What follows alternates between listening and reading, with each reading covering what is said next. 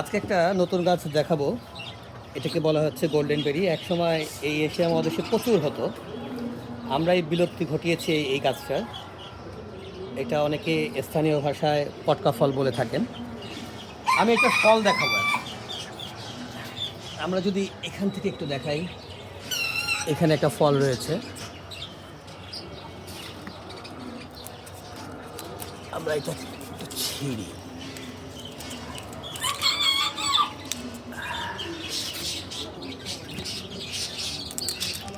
এটা একেবারেই কাভার করা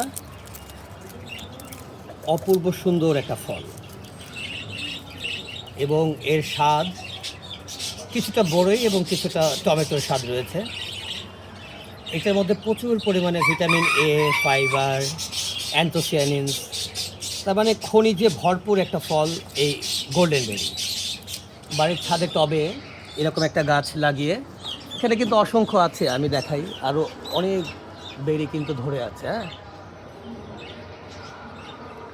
চাইলেই এই ফলটি আপনারা বাড়িতে খেতে পারেন। এবং যাদের অনেকজন রয়েছে, চোখের সমস্যা রয়েছে, কোষ্ঠকাঠিন্য রয়েছে, এক কথায় অপূর্ব অসাধারণ একটি ফল এই গোল্ডেন বেরি। আমরা সাধারণত যে ফল গাছ থেকে পেড়ে কিন্তু ধুয়ে খাই, কিন্তু এই ফলটার বৈশিষ্ট্য হচ্ছে আপনি এটা গাছ থেকে পেড়েই খেতে পারবেন, কারণ এই ফলটি একটি আবরণের মধ্যেই বড় হয়। ফলের মধ্যে খুব একটা ময়লা থাকে না, আপনি আবরণটি ছাড়িয়ে একেবারে ফ্রেশ একটি ফল গাছ থেকে পেড়েই খাবেন। এবং এর স্বাদ যেহেতু কিছুটা বড়ই কিছুটা টমেটো, অসাধারণ একটি স্বাদ।